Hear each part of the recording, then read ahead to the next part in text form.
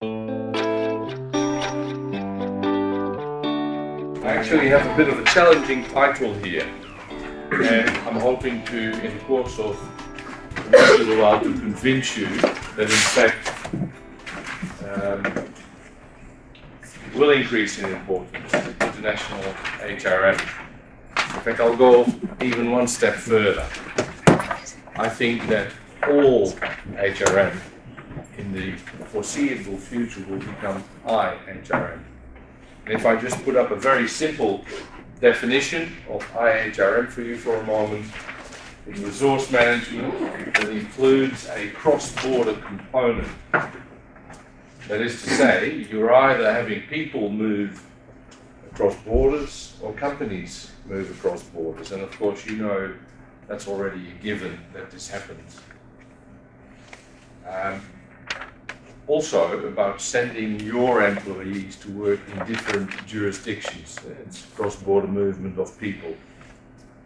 Now, it's my contention that the way globalization is moving, that in actual fact, all of our HRM will have a component of this in it. And that's my attempt to show you. Clearly, the work of IHRM is to cover global operations and to look at employment conditions. Now, I'm going to refer to Stenden quite a bit because, in a way, we're also global. We have branch campuses in 4 locations around the world, and I'm going to use some of my experience with these branch campuses to tell you something about what we come across in terms of human resource management on these campuses. I'm going to take you through some elements of what I think are aspects that are important in terms of HRM. And it's of course no surprise and probably a cliche for me to say that some major changes are coming our way, but just to give you a bit of a feel for how this is moving. Until the 1900s, knowledge doubled about once every 100 years. By the time we got to the middle of the last century, knowledge doubled about every 25 years. Today, knowledge is doubling about every 12 months. And if you follow this through, we are going to get a period where the total body of knowledge available on the planet will be doubling daily. That's a very scary thought. Because how are we going to cope with that? But that's for the IT guys to sort out. Another major problem is going to be the availability of water. Actually, I have a pointer, haven't I? Yeah. The availability of water. That's something that is going to hit, the pundits say, about 2050. We're starting to really get into trouble in terms of drinking water. Because this planet is made of water, but it has to be potable. Global warming, there are people who would have you believe that this is not happening, and they have very vested financial interests in making you believe that. And the ability to provide sufficient food. Now, I'm going to rest these things because they are so complex that I don't really want to deal with that right now. But I do want to look at the economic, technological, and employment changes. Let's look at arguably the economic motor of the globe. And I'm plotting the proportion of the global middle class against their total spending. And I've got a number of regions. I've got Europe, I identified Asia Pacific, and North America. And we're going to move in time from 2009 to 2032, and look what happens. What you see is Europe going south, North America going south, and Asia Pacific, let's just say Asia, is going up and ends up with 66% of the globe's middle classes. They want, rough definition of middle class, a house, a pension, vacations, good healthcare, and good education. Grosso modo, that's what it's all about. In 2011, in Chile, the students were out on the street. Actually, they've just gone back to the street. They're complaining not just about education, they want good education. What's happened in Chile over the last 20, 30 years, there's been an enormous rise in the middle classes. And they demand these things of good quality. Let's look at some countries just for a moment and their share, just like you saw before, their share of the global middle class. You can see one country running back very fast, and you can see two countries going the other way. I want some guesses from you as to which is the winner in these stakes. Anyone? Who's won this race? Which country?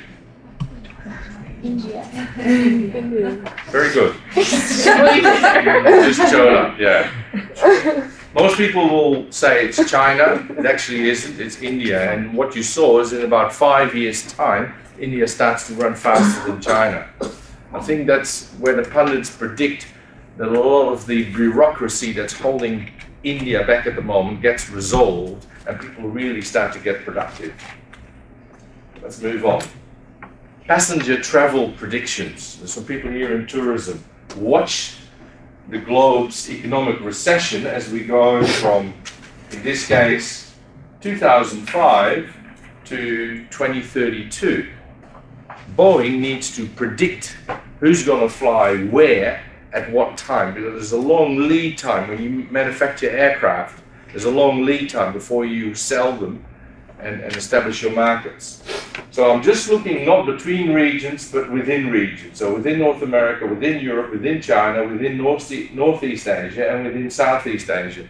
And watch how momentarily all these balloons go back as the recent economic crisis hit. And then it takes off again.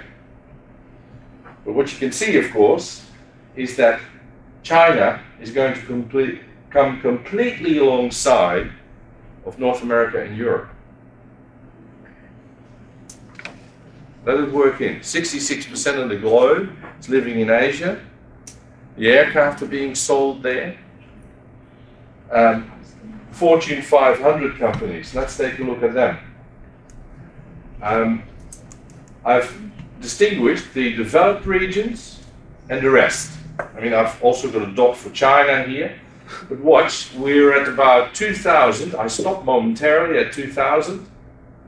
And watch what happens after 2000. Fortune 500 companies, the world's 500 largest companies. By 2025, the developed regions have lost about 50% of what they used to have. Let me give you a few examples. Not many of you will have heard of Haier. It's only 30 years old, that company. It's located in China and it's the 4th largest producer of household appliances. Not with the label Haier on it, but with lots of other labels. Closer to home in terms of Europe, Arçelik in Turkey. It's the 3rd largest household appliance producer in Europe. You wouldn't credit that 20 years ago, that they would become this in only 20 years. You've all heard of Samsung. Samsung started in 1938, and it was in the 60s and 70s that they started to include not just trading, but production. And it's a very large conglomerate that today is the largest IT company on the globe, the 2nd largest shipbuilder, 13th and 36th largest construction company in the world. They have a number of them. 14th largest insurance company and the 15th largest advertising agency on the globe. Lukoil, 1991, is the 2nd largest publicly listed company in terms of proven oil and gas reserves. Of course, some of that has to do with the changes in the politics in Russia. If 10 years ago you were looking for Chilean wines here in Europe, you'd A, have a hard time, B, there'd be only very few available. And it's very fast becoming a global concept, wines from Chile. Very good wines. And so they're making great strides. There's just a few examples of new faces that 30 years ago we didn't know about. They didn't even exist, or they were very small. And today, they're really giants. I take another leap from 2030 to 2050, and the People's Republic of China is slated to have 33% of the globe's total production.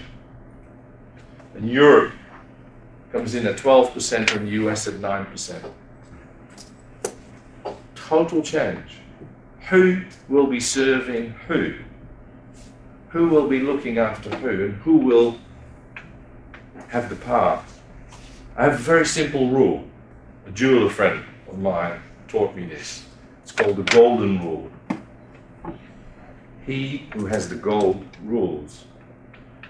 If you really think that our Western values would continue to be spread around the globe as the norms and standards for the world, think again.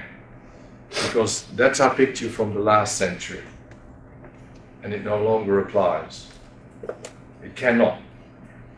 Because as I've just shown you, we're being overrun by economic developments that put the center point of economic gravity in quite a different place than what it has been over the last, give or take, 100, 150 years. Total change.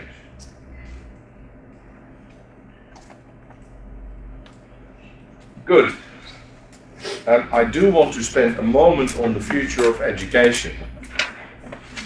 And the reason I do that is education and the workplace are starting to blend. One of the things that employers say is we really want graduates to have work experience before they join us.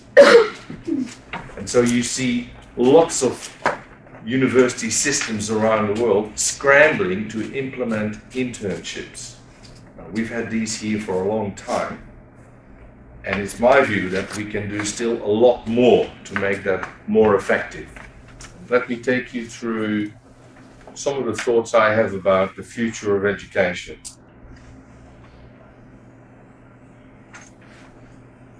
Who will provide the knowledge? Now, these answers are the result of last year at one of the WISE conferences in Qatar of about 600 experts on education providing an answer to a series of questions. Why use experts? Here's a little bit of methodology for you. Why use experts for these questions? The reason is that if you were to ask laypersons and you were to sum up their answers, you end up with an average that says nothing. And experts have views because of their interests that will drive the answer to a particular direction. The experts think that, by and large, the information that comes to you will be via online content, in whichever way you care to think of. The second would be brick and mortar type situations like this. This is purely knowledge, don't get me wrong.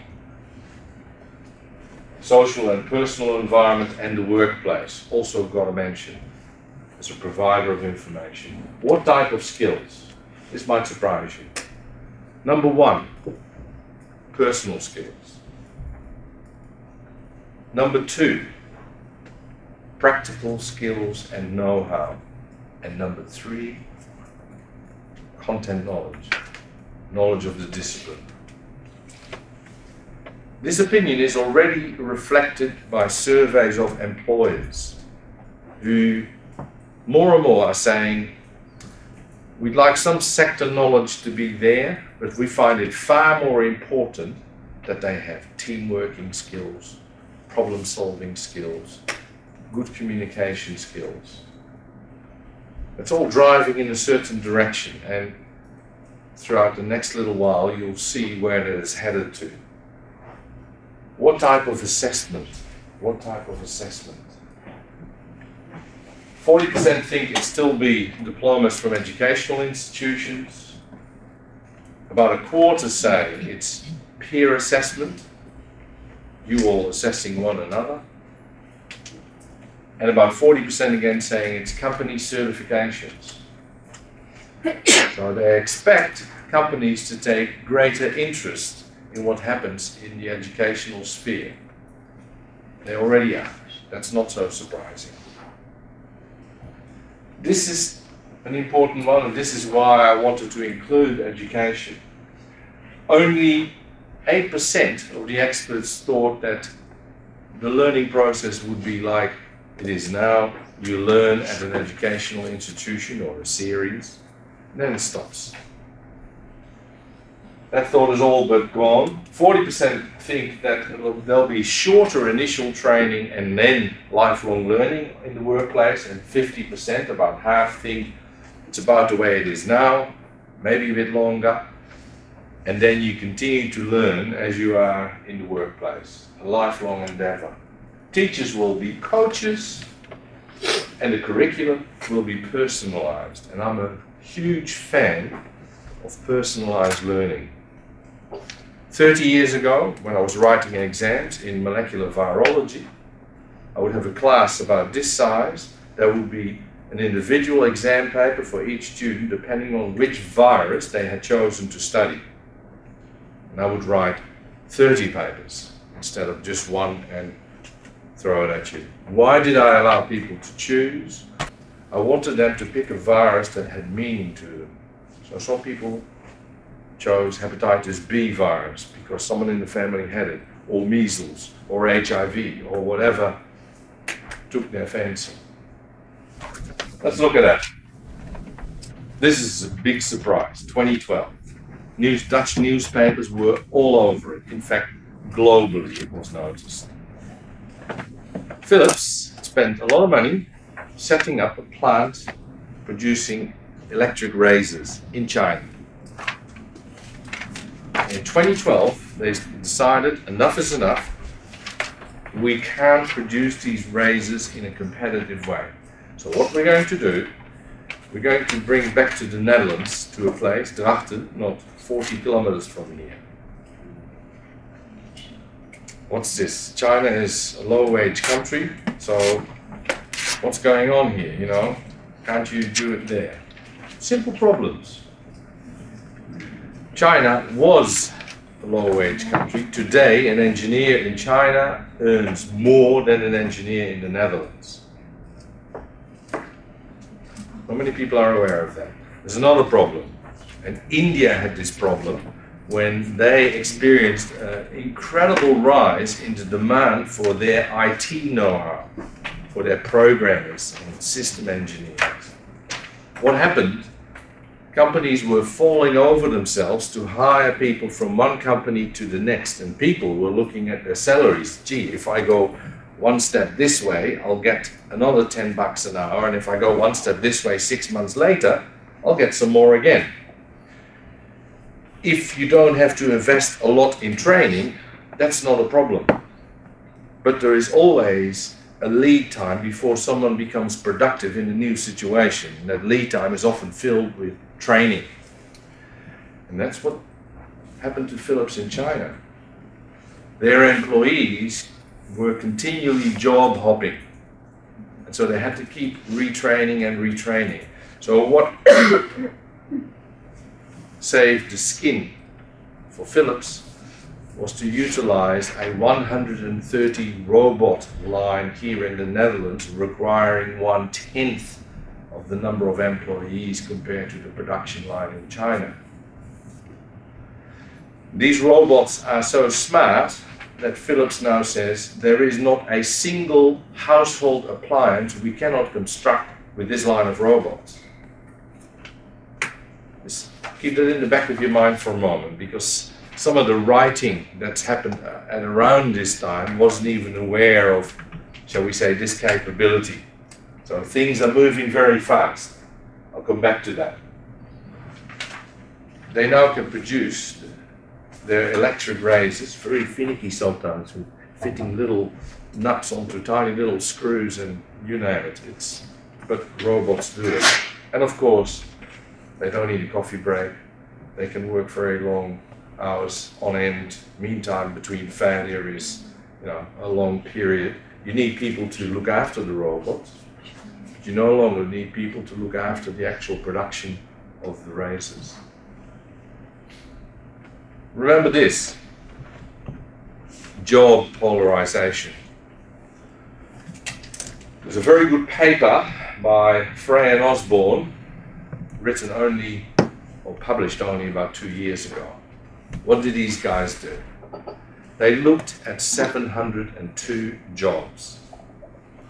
They took each job apart into constituent tasks, and they asked themselves the question, with today's technology in computerization and maybe technology over the next few years, what can we of these tasks automate?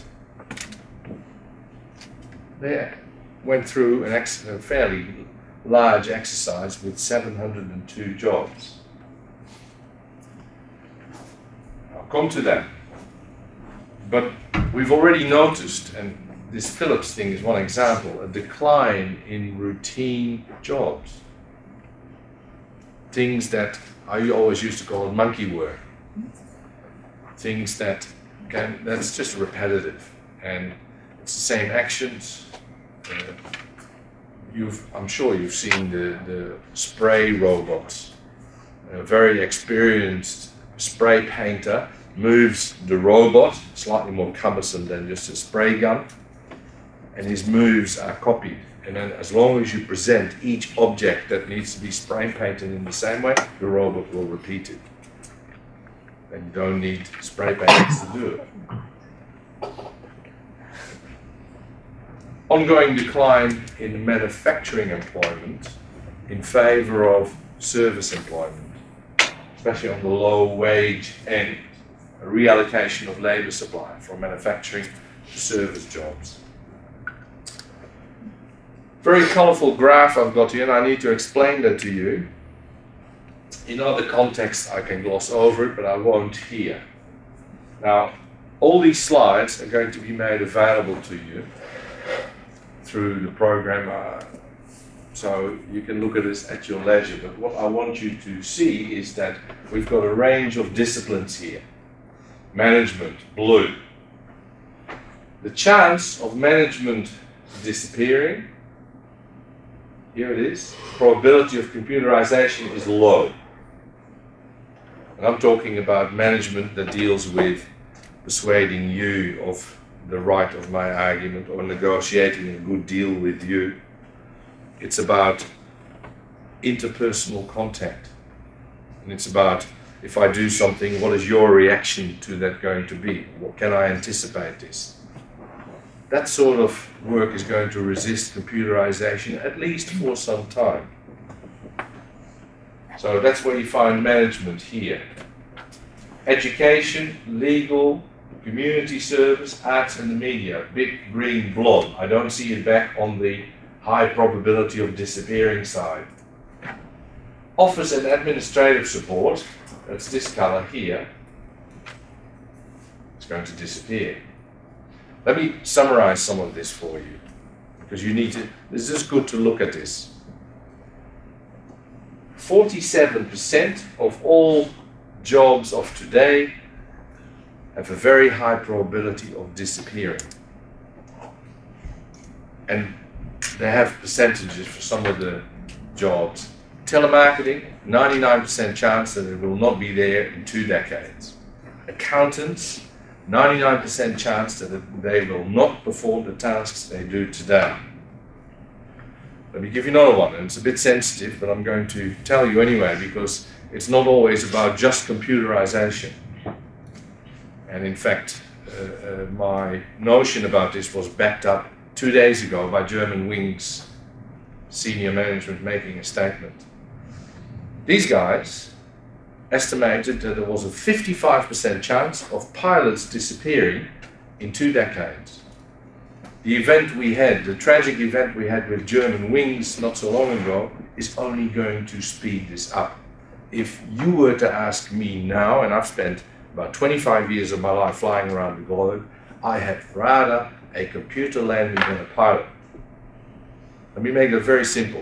When a pilot lands a plane, and I've had the good fortune of doing that, when a pilot lands a plane, you need to respond to the plane not doing what you would like it to do. Human reaction time is about a second. A computerized system can do that 50 times faster.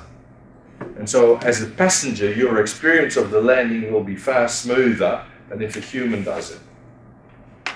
German Wings 2 days ago said, you know what, we should create the technology so that if we don't like what's happening with the plane, we can take over from outside the plane. We can remote control it. So technology is available. So it's not always about computerization, it's also our psychology. 2004, big statement. Computerized cars, no chance.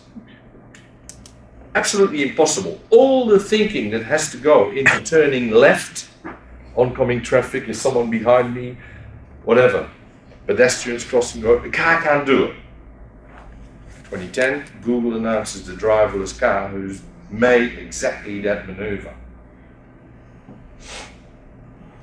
One moment we say it can't be done, the next minute it's happening. I'm waiting for the beam me up bit out of Star Trek. That would be really exciting. Bottlenecks in computerization. Because of the Philips robot line, I've already asterisked the first two.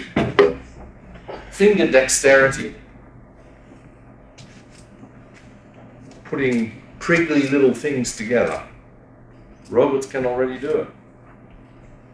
Moving hands with an arm to manipulate, to assemble. Or big things, picking something, putting it there. I think that's already gone. Working in a confined space, you got me there, because these robots, when you see them, they're quite big. Even if they have to put a tiny little nut onto a bolt, the machine is still quite big. And working in a confined space, we haven't yet fixed the engineering to do that. But if the reward is high enough, the engineers will come up with a solution. Because I know at the extreme other end of the scale, the nano scale, they talk about creating nano robots to fix up clogged arteries. Here, we'll give you an injection of nano robots and they'll clean up your arteries for you. So, cramped space, still a problem. This is a good one. Creative intelligence, originality and fine arts. Not sure where I'll go to a ballet with a bunch of robots leaping over the stage, no matter how fantastic that might look. There's still something about the human movement. But that's a personal thing. Maybe some people like robots jumping around. I mean, Transformers, we make movies now about robots running around. So maybe we've just raised a generation of people who would like to see that. Social intelligence, it's dropping off, but I just talked about that. Negotiation, persuasion, anticipating on people's reactions. Hard to computerize. So generalist occupations requiring knowledge of human heuristics. Heuristics. Educated guess, rule of thumb. Part of my job at one stage was to heal monkeys. They had been used in experimentation, and my job was to be the surgeon to fix them up.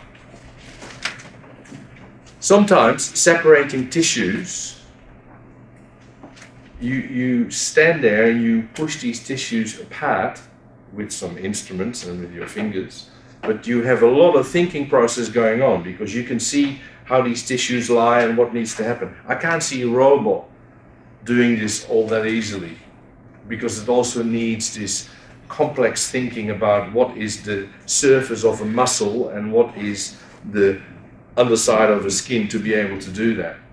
So surgeons, for example, there is a almost 0% chance that in 20 years' time, that'll just be robots. Having said that, If right now I had to line up for a prostate removal operation, I would want to be operated by a surgeon using a robot of Indian manufacture, because my chances of becoming impotent are cut by 75% compared to a human doing it. So even there, robots are starting to creep into the story, but they still need to be operated by a human. Specialist occupations involving development of novel ideas and artifacts. Creativity. I have to think that computers are going to do that for us.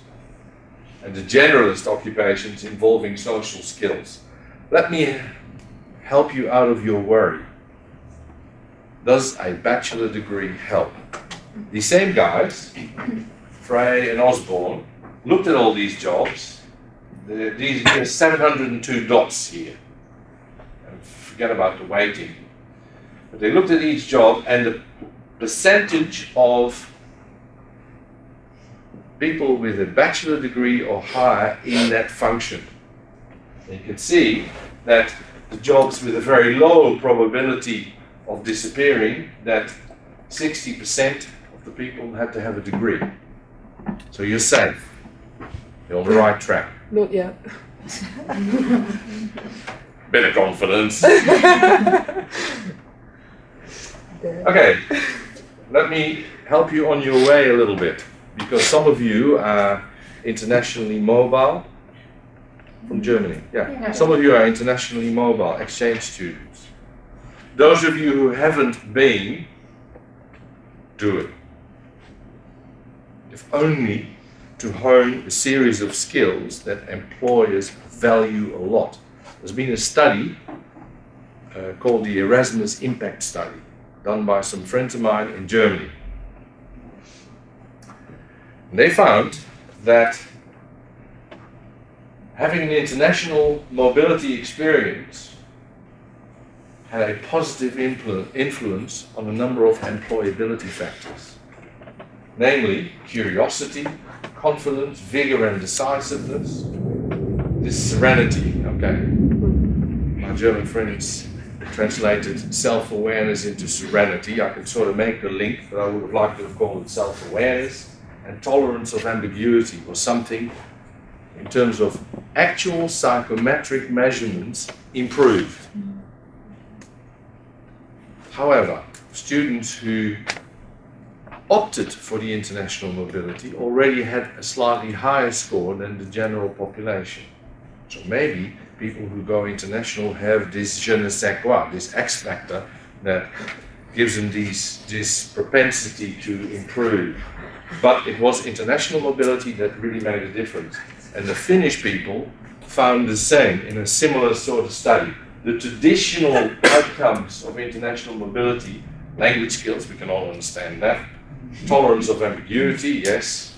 Cultural knowledge, yes. That's been said for the last 20 years. But what they discovered was that productivity, resilience and curiosity also improved with international mobility. I've been internationally mobile. I finished my high school and I went to Australia. It's never done me any harm. These three factors, productivity, curiosity and resilience, actually were divided in a number of particular things. Productivity related to efficiency, analytical ability, problem solving, reliability, all these things that you've now heard, the 21st century skills that employers really love graduates to have. Tolerance, interest in new issues, you can't read this later, you will. Cultural knowledge, etc. in the curiosity bag, etc. They all improve with international mobility.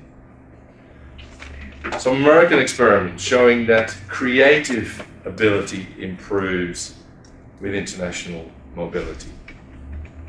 And you all know about Ken Robinson. The experiment with 3,000 people who were asked, what can you do with a paperclip? And on average they came up with 200 things. Then they asked a large group of 18-year-olds about to start university, what can you do with a paperclip? There were a few who could do 200. They were found out to be at the genius level. And the rest, people like me, 10 or 20 things with a paperclip. The 3,000 people were children in the age group 3 to 5. And then you get 14 years education. We punish you if you give anything else but the right answer. If you're creative, forget it. Aside. My son went from Australia to the Netherlands just at the time when he should have learned the tables. He didn't get it in Australia, he didn't get it in the Netherlands. 2 years later, someone discovers that he doesn't know the tables. So he got remedial teaching. And the words of the remedial teacher still burn in the back of my head. He's compensated with his own technique to do this, but it's too slow. Okay, it may have been too slow to do the tables, but may have been superior in some other aspects. I'll never know, because he was corrected. And his creativity in finding a solution for something that he didn't have and all his classmates did was wiped away. We have to be very careful with education. Okay, I just want to summarize this section just to get your head sort of in some sort of shape. I think I've shown you that there is going to be a shift of the economic point of gravity in the globe. It's going to change. It's moving east. Job polarization with the disappearance of middle-income jobs. And that's for people in HRM a real issue. From manufacturing to service, that's understandable. You know, who wants a glass of wine served with a robot? I think we still like a smile and a how are you today and hope you enjoy the wine type interaction with a person. And global challenges, I think they're going to make things awfully complicated and stir things up. Okay, let's get a bit closer to HRM and IHRM, because I don't think I've proven to you yet that all HRM will be IHRM, but hopefully in the next section I will. The computerization, by the way, and I've just picked a few examples. You probably haven't had the need to go to the bank to talk about your mortgage, but these days in the Netherlands, you stay on your couch, because couch in Dutch is bank. They have this cute line of banking on your bank. The bank is couch. You talk to people from the bank via Skype whilst you sit in your own home. Working at home, don't drive around, stay at home, do your work via the computer. KLM, don't have to ring them up. If you've got a problem, you don't like the way things are headed, put it on Facebook for everybody to see. Within 45 minutes, they've got your problem solved. And I've used it a number of times very effectively. First time I did it, a bit of an amateur, I put all my details, so they wiped the post straight away because I'd given my name and my flight number, my booking code, so someone could have messed with it. So they moved it for me. Coolblue, an internet store where you can buy just about everything under the sun. Via Twitter, you can solve your customer relations issues. And they promise to be back to you 24/7 within 45 minutes. Go one step further. Before you get to asking about your problem, they have these cutesy little faces that you can ask a question in your language, in your words. And they have some algorithms to sort out what is it they're asking about, and they try and give you a few answers. Saves work, saves costs. Only need to program it up and make the program smarter as you go. This is a really good document, which I'll also put in the set. So the Frey and Osborne paper you get, and the Flash Eurobarometer 304, conducted in 2010. And Flash Eurobarometers are surveys done on behalf of the European Parliament to very quickly find out what is Europe thinking about these issues. And in this one, they asked employers about graduates. What was the greatest challenge in finding the right employees? shortage of applicants with the right skills and capabilities in my country. You're immediately in IHRM terrain. We can leave these others for the moment, you know, offering a competitive salary, etc.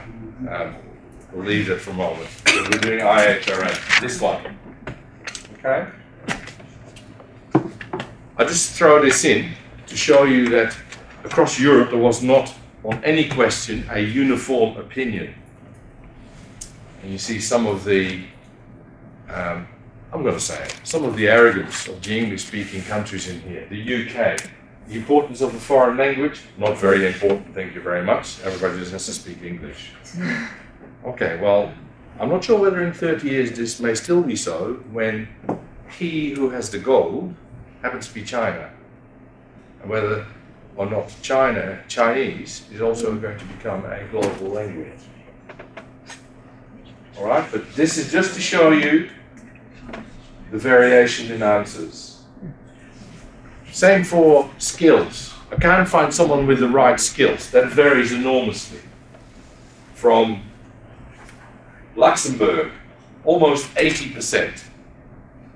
It's not so surprising. Small country doing lots of things, especially across its borders, needs to import people all the time for lots of jobs. On the other end, IS. Goodness, which country is IS? I should have looked this up. It's a European country starting with I, has an S in it. Anyone? Sorry? No, actually, you know what? This is maybe a trick question. I almost have the suspicion that this might be Israel, even though they're not a European country, they were included in the survey.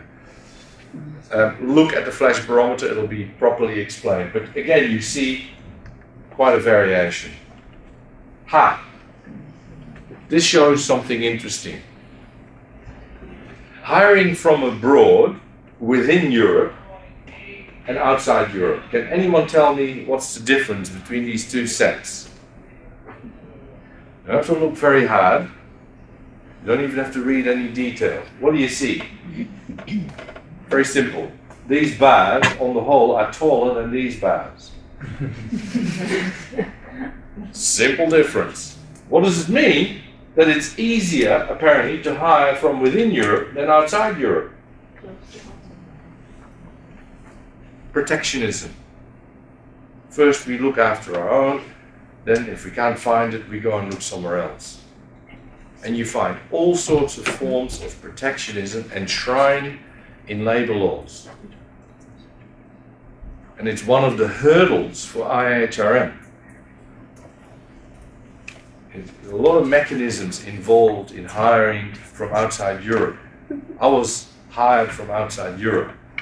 10 years after I got to Australia, with an Australian wife and Australian kids, I felt a bit dumb still being Dutch.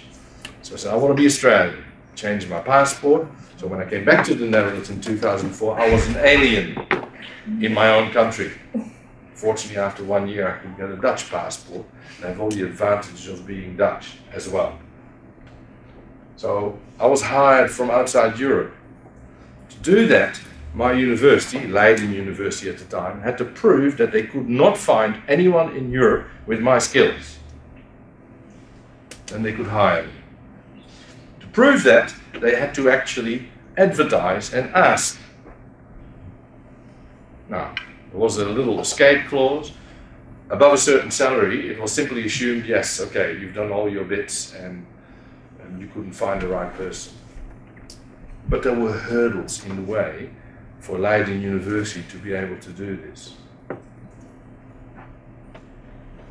Now, this slide is why I think even today, for every HRM, human resource manager, it is now IHRM.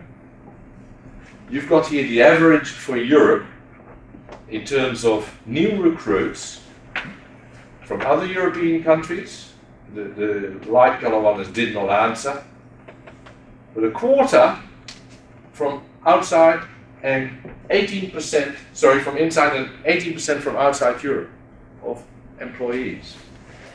So roughly about a quarter, 20%, a fifth to a quarter of the employees are not from the home country. So as soon as you have an organization of any size, you're starting to hire international people. That all the baggage that comes with that, not just about the hiring process, but the employment process, comes with this. And I've witnessed some really, and this is students, so you're allowed to make mistakes, some really interesting opinions about what's going on. Let me give you a little anecdote. I won't name any names, so you can't identify the students.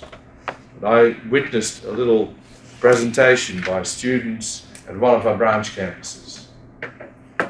And they'd been on an internship, a short internship, with a local company. And they, for the briefest of moments, got to see the director of HRM, and then were, in their experience, fobbed off to some underling with whom they should interact. And there was a clash of cultures. And I won't go into the details, but the clash was to the point that the company says, look, you can forget sending us more interns. So we had to really repair it. It was quite serious. In this presentation, and it involved these students, I said, now, you saw things for HRM this way, and the local company director HRM saw it another way. What should happen? Oh, well, they've got it all wrong, and they should do it the way we do it in the Netherlands. Oops, that's not going to happen. So the way HRM people behave from country to country will be very different.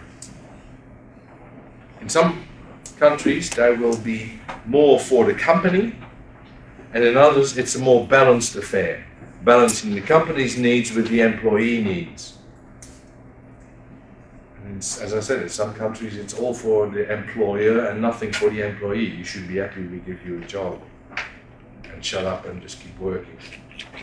It happens. Why did these companies resort to foreign recruitment? Top two reasons: to recruit the very best talent available, or insufficient candidates with the right skills in my country. So even I may have found people in my country who can do it, but I want better. Because I'm in a global race and I want to outperform everybody else on the globe. So I need to get the best people here. A number of them said, no, we're not recruiting from abroad because we have sufficient number of graduates with the right skills in country. Language barrier was a poor second in that. So increasingly, companies are recruiting talent from abroad. This is my argument why HRM effectively is IHRM. Not every company wants to leap and establish an operation abroad, but certainly when it comes to getting employees, either with the right skills or the best talents, companies are quite prepared to look globally and no longer just look in-house. In the US, 15 years ago, if you went to an employment agency, ones that help you find a job, in the US, and you said, I want to go to Asia, they'd say, well, buy yourself a ticket and go. Today, most companies there have huge departments that assist Americans to go and work in Asia. It's not one of these changing of the center point of gravity, the fact that more Fortune 500 companies are going into Asia. The writing is on the wall. Protectionism. I've just shown you that hiring from within Europe is easier than hiring from outside. What is that protectionism? I'm basically a biologist. And in biology, you learn about altruism. Simply explained, altruism is like this. Someone in the water drowning there, and someone in the water drowning there. And for whatever characteristics, you can see that the person drowning there is more closely related to you than the person there. You have to save one. You can only save one. You go to the person who appears more closely related to you. Instinctively. A very famous biologist, Richard Dawkins, has a good explanation for this. He calls it the selfish gene. The reason you jump in the water on that side is that that person is likely to carry some more genes that are the same as yours than that person. And your biology drives you to do that. Is protectionism something related to that, or is it political expediency, votes? Of course we go for those who vote for me. I want to be in power, I want to be in politics. Meritocracy, being employed on merits, is something that of course we practice here in the Netherlands by and large. I dare say that there's probably an element of nepotism everywhere, particularly in family companies. Very understandable. And in some cultures, it is almost expected that you act that way. If dad owns a huge conglomerate, in general, his oldest son will take over in Arab cultures. Now, looking at it from our cultural perspective, we might say, oh, it's nepotism. From their culture, it's only normal. That's how it's been. So culture also plays a role in how organizations will behave. And that's something for you to be aware of, as if you're going to be an HRM specialist. Now, I said I would talk to you a bit about Stenden, because we actually have an almost in-house laboratory of all of the HRM issues that you might want to deal with.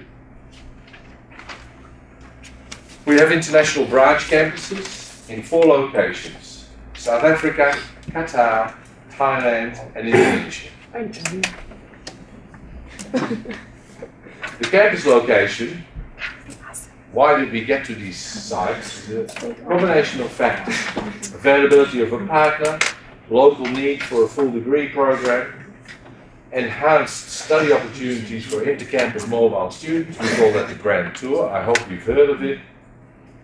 Number of students in degree programs at the 4 campuses, it's a bit less now. The slide is a bit dated. And that's going up, that number, inter-campus mobile students. But that's growing. That's a quick sketch. A bit more technical for you guys. South Africa, we own the thing, lock, stock and barrel. That all started in the heady days that the university senior management, the executive board, could make that sort of decisions. As you will have seen, or you may know of, the students demonstrating in Amsterdam about entrepreneurialism of the university management, against it, would not see this happen. But since South Africa, Stenden has not invested in a single brick anywhere outside the country. In Qatar, we're a partner with a non-education conglomerate, Al Faisal Holding, and we deliver Dutch degrees, and we're the only provider outside something set up by the Qatar government called Education City, because we were established before that idea was hatched. We're allowed to do this by an Emiri decree. Qatar has an emir who makes decrees about what can and cannot happen, and of course he's advised about what decisions he needs to make. He has a council of ministers. It has a lot of these elements, but we would not exist if it weren't for the current emir father to have allowed our partner, Sheikh Faisal, to have this campus. And by Qatari law, we should be a joint venture with a 49-51%, of which Stenden, of course, is 49 and the local partner 51. In Bali, same sort of arrangement, a JV as a foundation, no infrastructure for Stenden, and we've got a double degree program, delivering a local degree and a Stenden degree there. And in Thailand, we're partnering with an education provider, but we've stopped actually doing the full degree there. It's now only a inter-campus mobility, a Grand Tour site.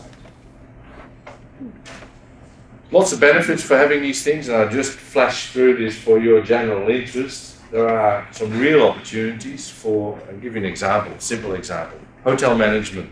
If you want to learn about wildlife lodge management, why don't you go to South Africa? They invented it there. So that's the right place to go and learn it. If you want to learn about spa and health resort management, you go over to the Far East, because that's where the best spa and health resorts are in the world.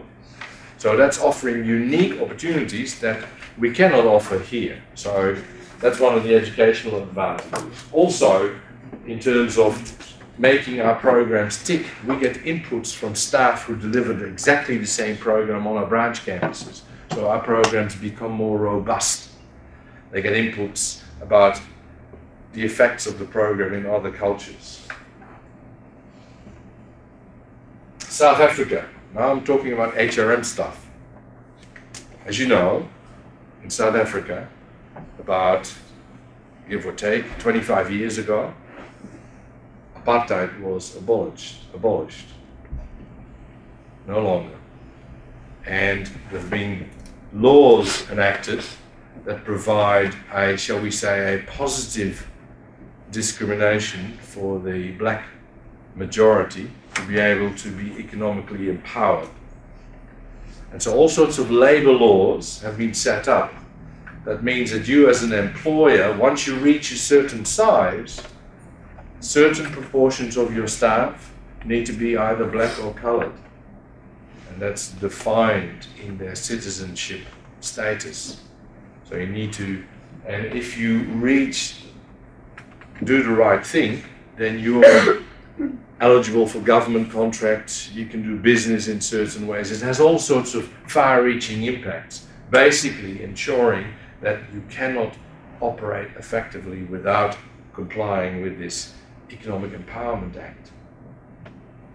It has a plus side to it, helping impoverished people get out of the slums and make a real life for themselves. And it has a negative side to it, that sometimes you may have to employ people who may not be the most talented for a job. But the government in South Africa has decided that on the balance of things, we want to address the imbalance that's existed for so many years. But it's a factor in our life in South Africa, and we have to deal with it. And our HRM people have to be aware of what's going on there, if they're to advise South African campus appropriately. Qatar. 2.2 million inhabitants, you can easily say, of which 280,000 are Qatari, so they have a very high dependence on an expatriate workforce. They have a process called Qatarization. It's the same as Emiratization, Saudization, and Omanization. All these Gulf countries operate labor laws and incentives for companies, and certainly government authorities, to employ the locals first, in preference. And sometimes, I know of an example in Saudi, they pushed so hard that, for example, taxi companies were having to start employing Saudis instead of the people they used to employ, people from India or Pakistan or wherever, some African countries. What happened was that part of the infrastructure nigh on collapsed because of a lack of work ethos amongst the Saudis being hired. So they had to reverse their decision. So you can try and get the local population to move, but if they feel they have an entitlement, they're not going to move. Again, significant sort of HR issues if you're going to set up or be involved in a company that's there. You have to be aware of it. And a lot of these countries operate, not just Qatar, operate strict controls on the influx of expatriates. There are, per nationality, a number of visas available for working immigrants in Qatar. So, and I don't know the exact numbers, but say 50,000 Filipino visas available this year, and 100,000, or whatever the numbers are, Indian visas available this year. So the Department of Manpower decides who is allowed to come in. And then once you're employed, you can't just job hop. You are tied to your initial employer for a fixed period of time before you can go somewhere else, provided your employer agrees you can go somewhere else. And in a number of these countries, you can leave the country if your employer signs your exit permit. And of course, whilst you have a good relationship with your employer, that's fine. They do it as a sense of security. If you've been up to no good, they want to make sure you can't just leave the country.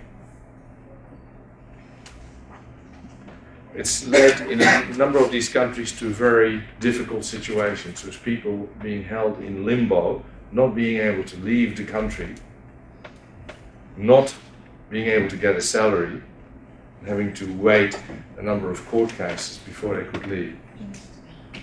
By and large, justice prevailed in the end in the right solution. Indonesia.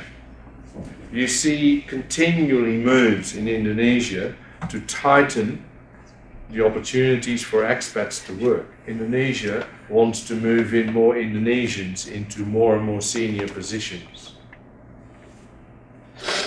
Let me just take a macro view of these type of movements. That's fine as long as you have local talent to compete with the rest of the world.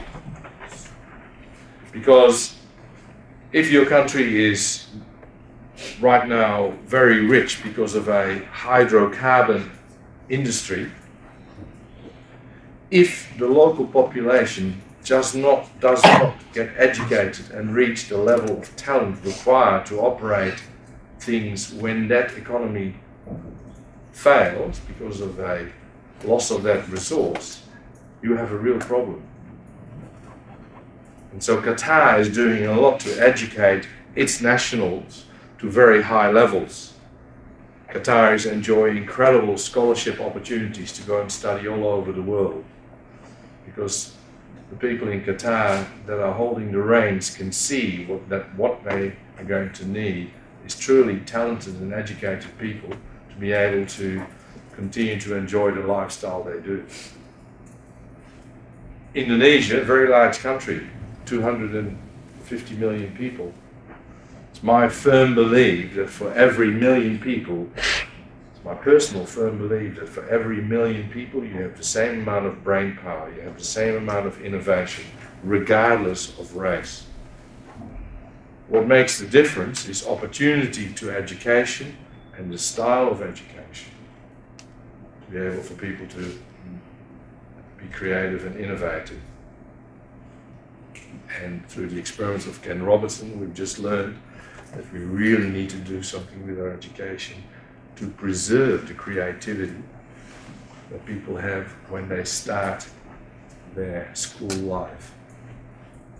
So, in summary, I hope I've convinced you that HRM, all HRM is actually IHRM. Whether you're in a country with few nationals and lots of expats, or whether you're in a country with lots of available workforce but insufficient talent in country, you're going to have to bring people from elsewhere in the world. And conglomerations like Europe, where there is a free movement of labor, you're immediately faced with a movement of workers across your border. And that's only the beginning. When they're in your company.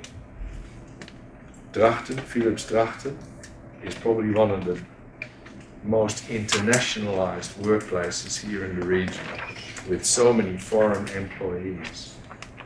And the effects are not just in company, they spill out into society surrounding the company. I wish you all lots of success with the rest of your course, and it was a pleasure doing this presentation for you. Thank you very much.